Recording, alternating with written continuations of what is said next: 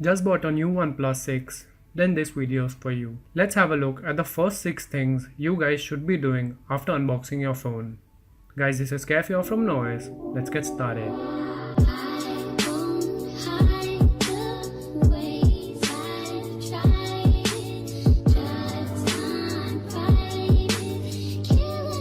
Let's proceed to the navigation bar. In your buttons option in the settings, you have an option where you can keep the navigation bar fixed.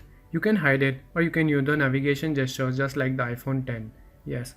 Swipe up to go to the home screen. Swipe up and hold will open the multitasking panel, and swipe up from the left or the right will go to the previous screen.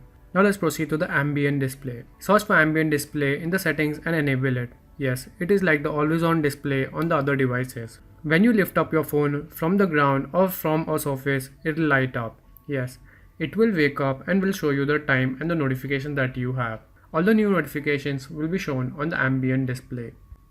Oxygen OS has got some great gestures, so you should be enabling them.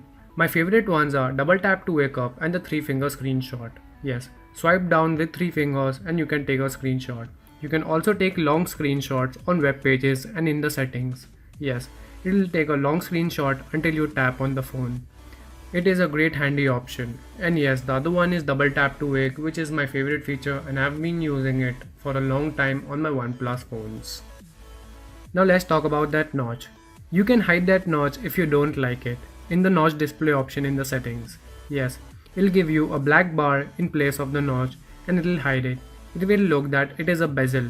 Because the OnePlus 6 has an AMOLED panel, this will look good and it will look fully black, and it is a great option for you guys. Change the theme of your device to default, light or dark from the settings. Yes, I like the dark theme. It is good, pleasant to use, great on the AMOLED panel, saves battery and pleasant to the eye.